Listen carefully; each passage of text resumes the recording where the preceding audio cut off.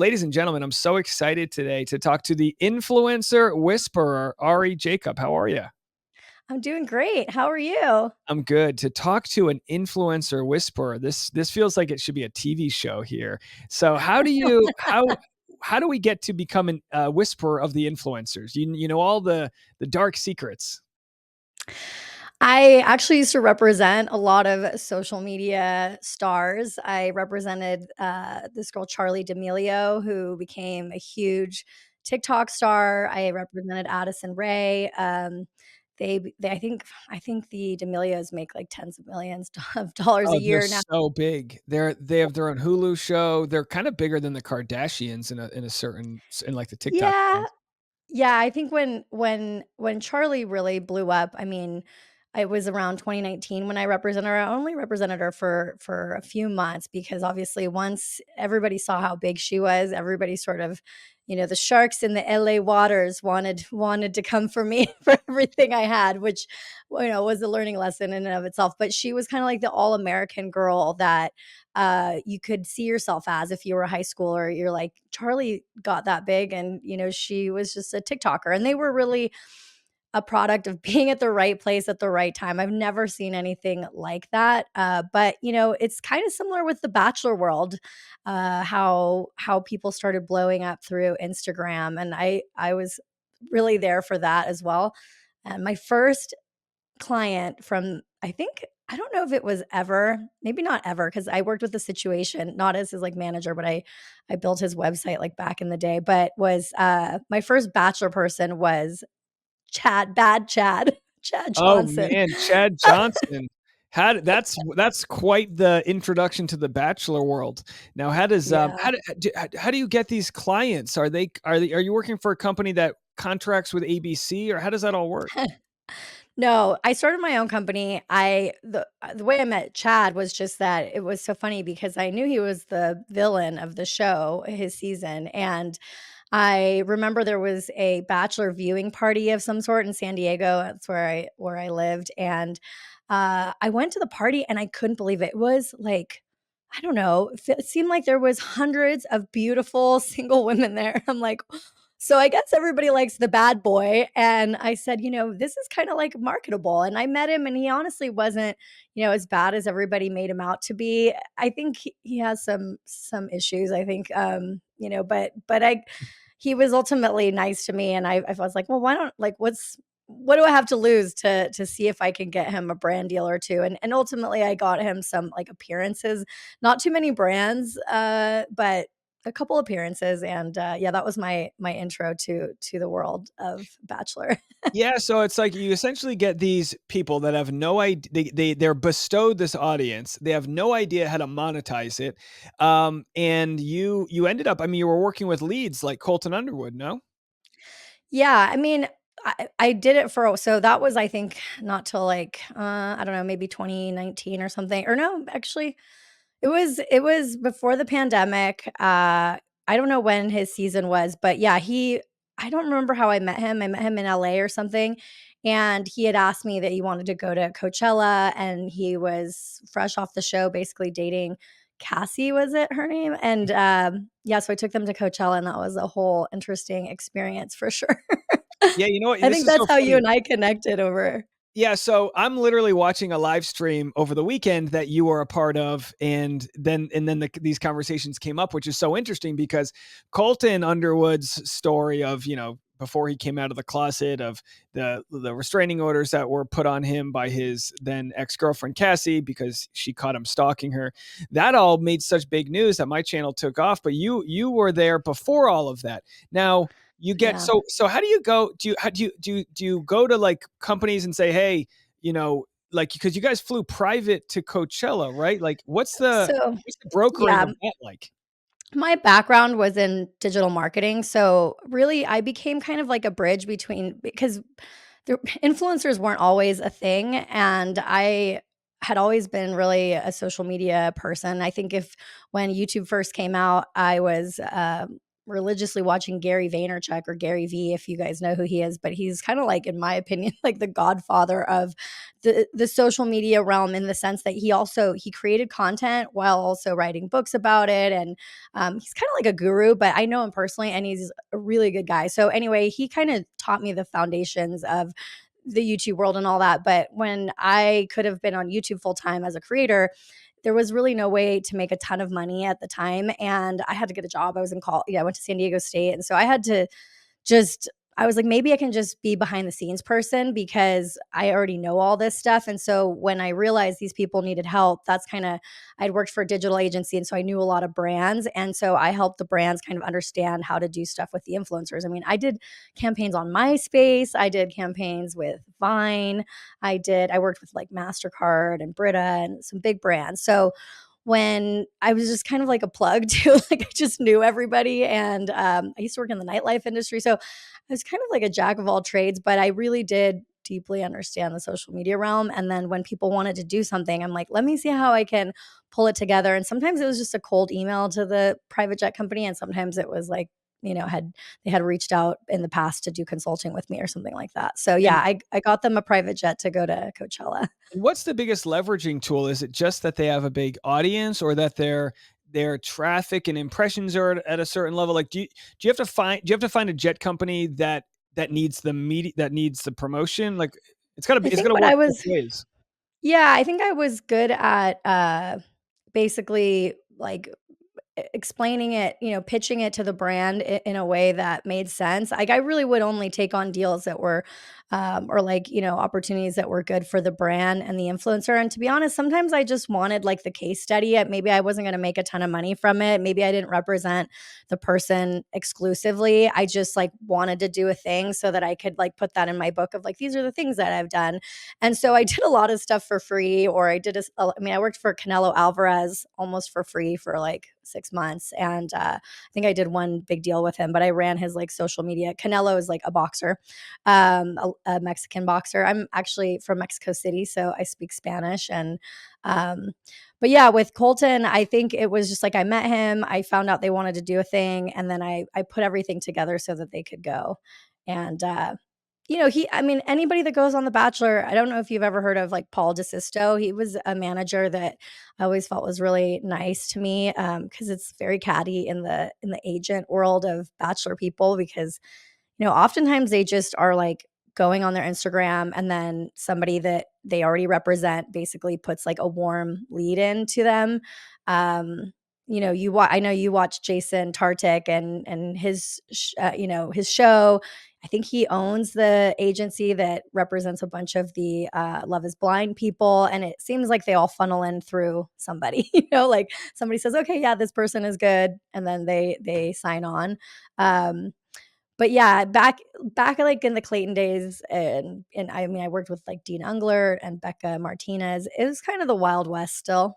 And that was So when the audiences were kind of the biggest. Like, for Colton, people yeah. look at him and they say, "Well, now we know he's come out and he's gay." And a lot of people, and I don't know if it's right or not, look back at that relationship because of some of the issues that came from it, due to the police reports and all of that. Did Yeah, you that was like way catch on? after. Yeah, did you catch on like to that vibe being off while you were handling him and working with him?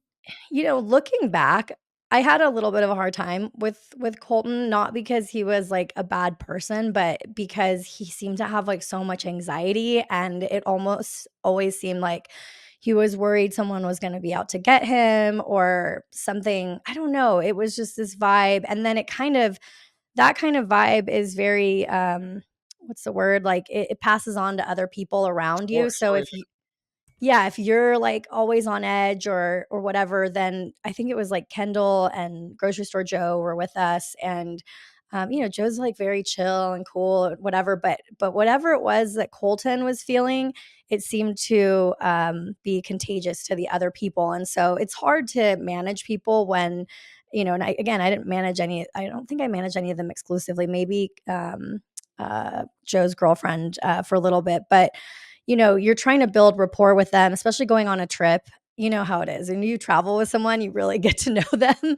And I was like the mama bear. I mean, I had to make sure everything was good, and I didn't mind it at all, but I did feel like Colton exuded this like anxiety and like wanting to please Cassie, but their vibe was very brother and sister. And now looking back on it, I actually give him a lot of grace because I can't imagine like hiding a secret like that. But I remember one thing was that he really wanted to get a spray tan before like he was in front of people or taking pictures. And I remember my boyfriend at the time was like, "Are you sure this guy is straight?" And we just kind of laughed about Yeah, it that and must be went very on. interesting, like your boyfriend being, dating you, and you're there to be this, I mean, liaison to some of these influencers. It kind of feels to me, some of the, it's one thing if you're an influencer who built your product from the ground up, but some of them, I mean, they all of a sudden just have 1 million followers. Does it feel like you're babysitting these brats? I mean, I mean, maybe this is me projecting, but you just have to imagine how like entitled you must be if you're just given this God. audience. Well, I mean, yes. Like the thing is that they understand that they are, anybody that represents or is associated to these people on the rise, these people feel like, okay, you're just an order taker. Basically, I'm getting leads in and you're just taking the orders and doing the deal and that's it. There's very few talent agents that are like sharks that are the well, no, actually most of them are sharks. I would say like the salespeople, like they would get on the phone and be like, okay, who matches with Dave Neal's personality that I could, that I think would be good with his audience. Let me reach out and pitch you. There's very little of that going on. And so I think that I mean, I did that because I felt like, that's how you basically maximize the exposure and, these people are relevant for a hot second and then, it's the next person. So I did that. But anyway, I think that they felt like anybody that's associated to me is just going to make money by default. So if I had relationships, they didn't really seem to, and I'm just doing this as a generality, not everybody's like this, but they seem to kind of think like that I had nothing to do with it, And so that is really what makes it hard because it's like a bit of a thankless job. Yeah, But I mean, you're leveraging um, your connections with someone yeah. else's, the equity of their following, and trying to broker that deal. Now, of all of the people you've worked with, there's a lot of character study about Clayton Eckard. Did you work with him? Did you say you did? Yeah. Give me some Yeah. info. Give me some info that people can see that's like behind the scenes about Clayton, because obviously he's going through it right now, and people are wondering, I think it's pretty fair. Most people believe he's telling the truth, but I'd love to hear what you have to say about him and having worked with him. Yeah. I mean, I guess I'm a bit biased because I met him and I absolutely love him. Like, I think he's just such a kind soul. I don't say this about everybody in the industry.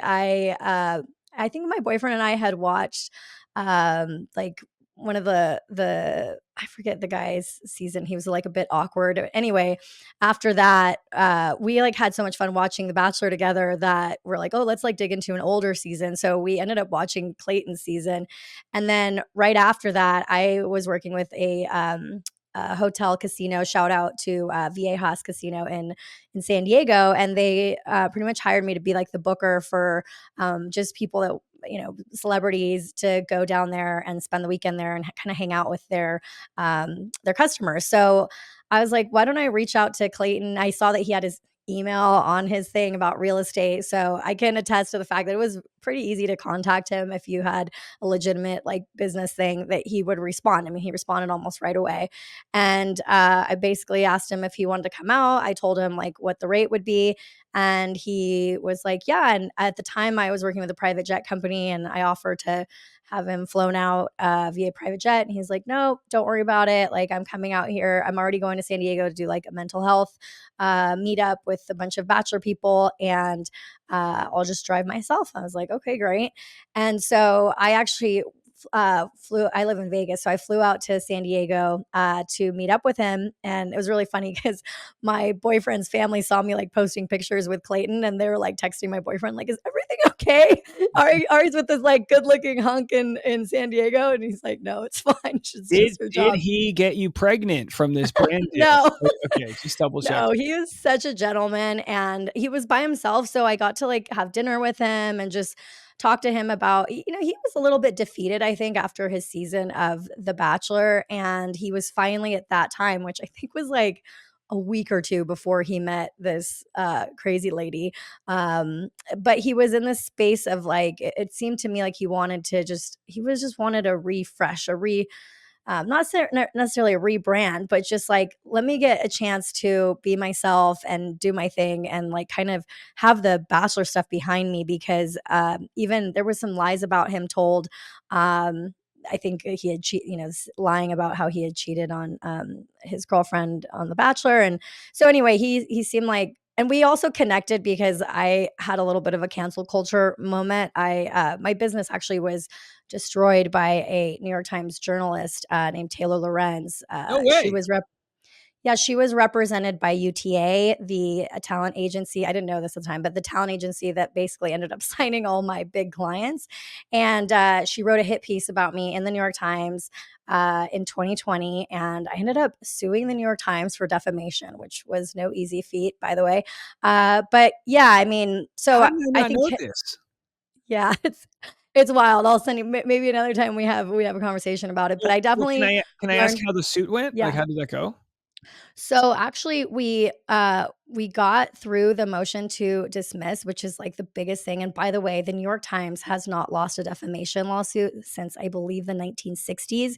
So the cards are really stacked in their favor, especially when you're suing the media. When you're suing like a person, maybe it's a little bit easier, but especially everybody these days is considered really a public figure. If you have a social media account, I would say that you're going to be deemed a public figure. And so it's very hard to fight against. To be honest with you, we could have we could have gone forward with the trial and everything, but it's already been like 4 years of my life. I would have had to, generate, I'd have to get like about 100,000, 200,000 just in legal expense to cover legal expenses. And then I would have had to prove that just one sentence in the article damaged me, the one sentence that the judge said could move forward. And it's very hard to prove damages because the New York Times would have deposed me and said, well, did the whole article damage you? Did having Googling you in the New York Times and then the New York Times article comes up and says, everybody wants to get signed, but don't get signed by this lady. I don't remember what the title was, but Right. essentially it was like that I was this terrible person when in reality, you know, like 95% of the article was total BS. But when you do sue, like when I sued the New York Times, I was able to really basically get my reputation back because nobody sues the New York Times unless you have a good case. You know what I mean? Like, Yeah. unless you're, I guess, a politician or something that's just doing it for fun. I was just like I basically got broke after all that happened. And so I got an attorney. And so I thought it was really cool what you did to help Clayton because it's just so hard. And everybody's like, why doesn't he just sue her for defamation? I'm like, it's just really not that easy. We've Yeah, had well, I mean, conversations about it, she's him and I. obviously threatening to sue me now for defamation, which That's again, so crazy. it's whatever. It's like, sure. Well, I mean, who knows? We'll see what happens. But It's just a obviously, waste of your money. It's not right. yeah, it'll if she really wants this to go away, that's not going to be the thing to do it. But with regards to your world, did that sort of canceling lead you to do more on camera stuff? Like what was the transition Yeah. like? Well, I mean, the lawsuit literally just kind of closed on our terms like a month ago. And so I haven't been able to totally speak my mind. I mean, I went on By the Tucker way, Carlson. on our terms, is that like a settlement you're not allowed to talk about? No, I mean, no, I didn't take any money. It was just that we decided to basically end it. I'm sure they were surprised. Taylor got, I'm pretty sure she got pushed out of the New York Times like right after I sued her because she's not there anymore. So for me, it was a win. I moved to Vegas. I met the love of my life. Probably going to get married to him soon, hopefully. But yeah, Nice. so everything has a silver lining. I'm able to sort of peel back the curtain of the influencer world, which is kind of fun because most practicing talent agents are not going to want to tell you the inside, scoop of everything. I'm not here to trash my old clients at all. I mean, obviously, you're not a very you won't last long in entertainment if you go around trashing people, but I think there's some stories that are super interesting, and I think there's so many people that want to be content creators that if I can teach them a little bit about what I know, my mistakes, the mistakes I've seen, But one of the most, like, proud things that I did was when, I found out was I was representing Becca Martinez. When we found out that she was pregnant, she just started dating the guy, like, I wanna say, like, she'd dated him for, like, a month or something, or few months, and she was pregnant, and then we, like, came out we produced this, like, piece about her being pregnant and the whole thing. I mean, she wasn't, like, a huge, like, Bachelor star. I think she was a little bit, like, on the fringes. I don't know how you would describe her, but she was a cool client, and we like produced the coming out of her getting pregnant and stuff. So Oh, I've done that's some fun. cool things. And yeah, now I'm a content creator myself. It's a lot easier to manage me I was gonna than it say, is. is it easy to apply a lot of what you know to yourself, or is it hard because you're working for you, so, like, you don't, like, have a boss now? Like, what's it been like kind of investing in Yeah. yourself?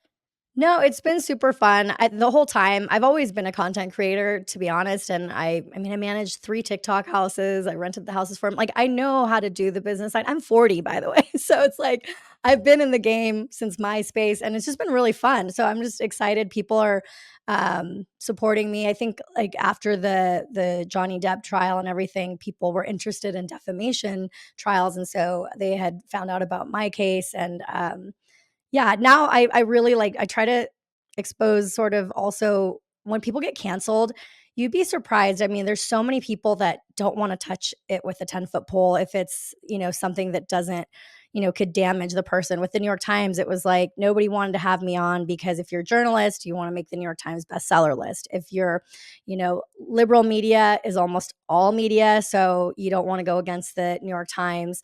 There's just so many people were represented by UTA. I didn't know so many journalists were represented by UTA, so they didn't want to have me on as conflict of interest.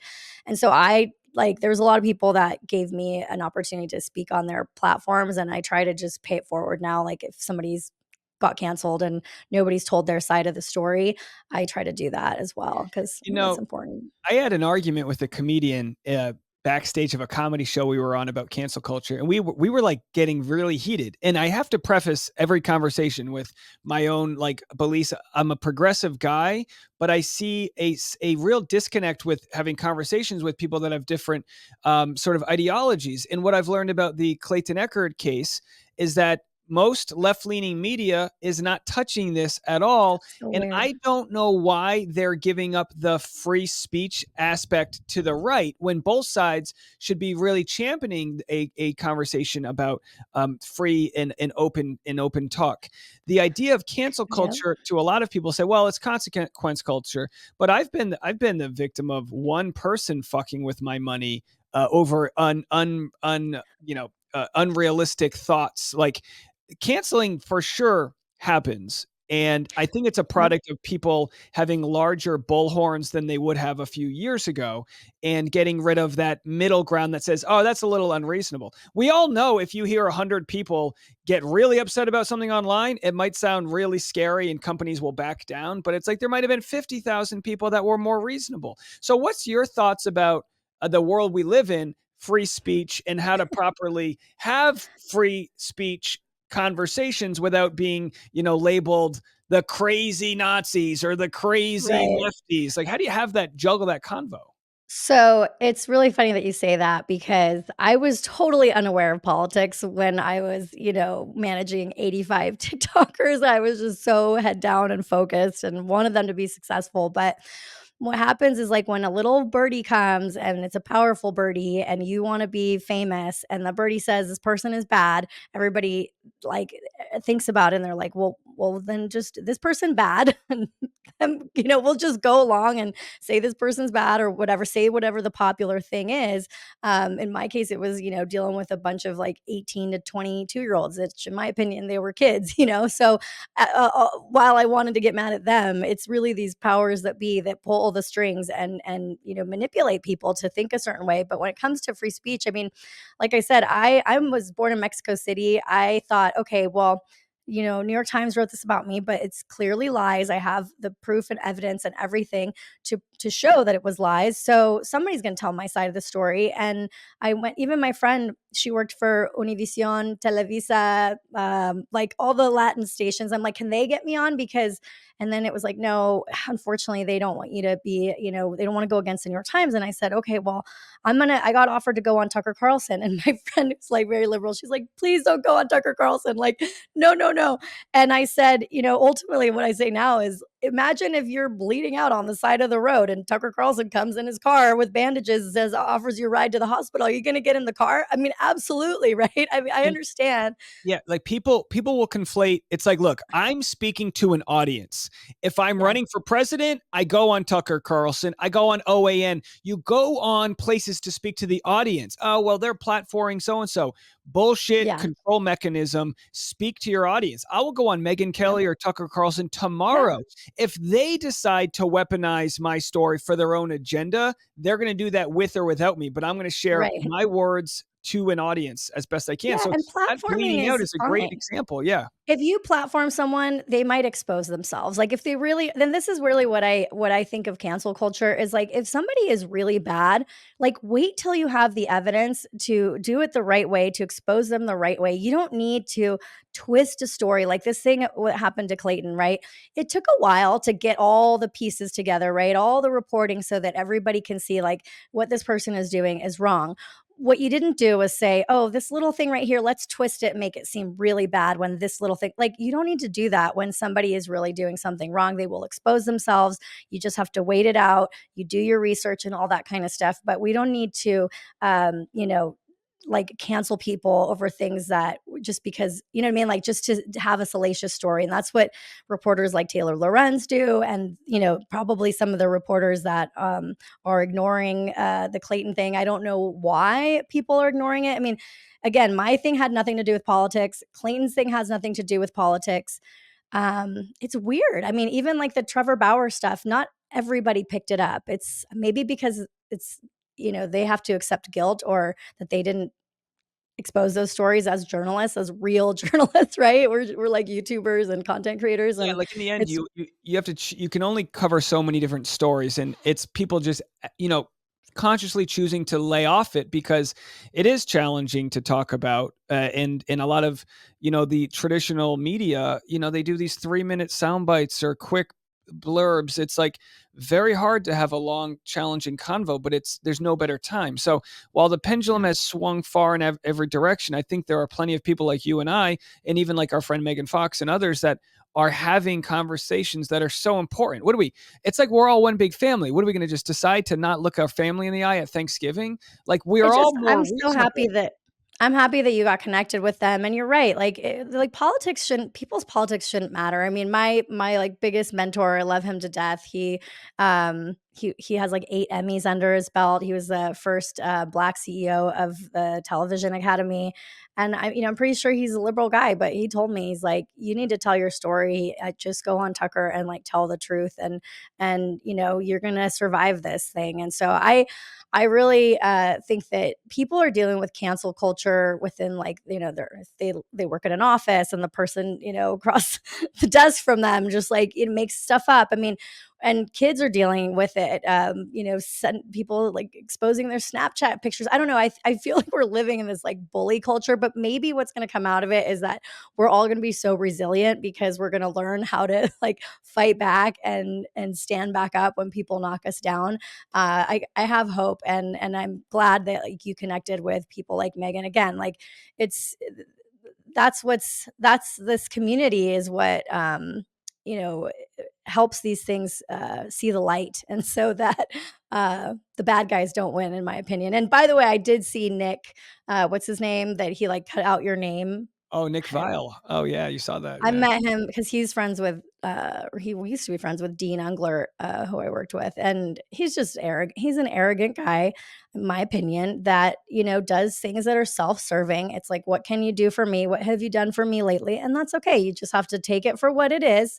That's the kind of guy he is. I can already tell by watching your content. I watch it all the time, that you're not that way. And so I think you'll succeed and have longevity, and people should you know be happy that you spoke out for Clayton, because it seems like he's so famous, like he should be able to stand up for himself. No, nobody teaches you how to deal with a media hit job with a crazy psycho lady like this. So I don't think, and by thank you. I don't think he wanted his platform to have to be this, but like you said, if you're bleeding out, you'll do what you need to do to protect yourself. I'm the same way with my family. If that, because I had people saying, "Oh, don't talk to Megan Fox. She believes in X, Y, and Z," or "Don't talk to so and so," and I was like, "Fat chance you're going to tell me who not to talk to," because I've already gone up the brass at Rolling Stones to do proper investigative journalism. It doesn't exist anymore. It doesn't yeah, exist. So that's why YouTube continues to be YouTube and be so valuable, because it's independent journalists doing all the heavy lifting. And then when something's safe, these other companies talk about it. So it yeah. sounds like you've got a great perspective. We're not two old boomers yelling at people about like the times used to be better. It's like we grew up, we navigated MySpace, we looked at Vine. Right. I'm right there with you and the older millennial, and we're saying, all right, in this new world of artificial intelligence, we better dust off our critical thinking skills so we all can just learn about what's real, what's sensationalized, and just try to live in a world that can, coexist. Yeah, absolutely. And I will give you like one little insider tip. Anybody that's a content creator that's speaking their mind, I'm about to do this. You can get an umbrella policy, which is basically for defamation insurance, because I really believe that people are going to start to like weaponize lawsuits. And if you're a creator and you're speaking out, I don't, I've never like had to use the defamation insurance, but it might be something that is worthwhile for people, because when you start to hit on stuff and you are hitting on the truth, it's inevitable and unfortunate, but people are going to come after you. So you really, one of the things, I was so naive in my career thinking like, oh, if you're good to people, they'll be good back to you. Not in entertainment, not in politics, not in, social media now. It's pretty cutthroat. But if the good people can support each other and what is it what is it, all Rising tides rise, tides, yeah. they lift all ships or something, we all rise together. I don't know what the, the Well, I saying always is, say but this. I say this. The key to great content online is information and entertainment. You're really great at the way you're packaging all of your thoughts, and you've got all the information as an expert in how this all works. So it looks like just keep investing in your platform, because it really looks like you're onto thank you. something here. And I mean, I got to have you back because we're out of time, but there's so many other questions I want to ask. So please, if you're interested, I'd love to have you back anytime. Thank you so much. I had so much fun with you, and good luck with the stuff, for the family stuff you got going on. Yep, that's Got some right. exciting news, right? We've got some organic Coming soon? growth happening in the family. Now, where can Aw. people find you? It's Little Miss Jacob on Instagram. Yeah, I'm Little Miss Jacob on Instagram, X, on, pretty m on everything. The only thing, my YouTube is, youtube.com/influences. And yeah, that's where you can find all my I go live all the time, and I do, like, little behind the scenes sort of vignettes on how deals happen in Hollywood, media companies, all that kind of stuff. I love it, and you're just close to getting to 10,000 subscribers on YouTube, so you're right around the corner. If my audience hopefully can help move that needle Thank for you. you. But please, thanks for joining us, and come back anytime. Thank you so much. Nice to see you.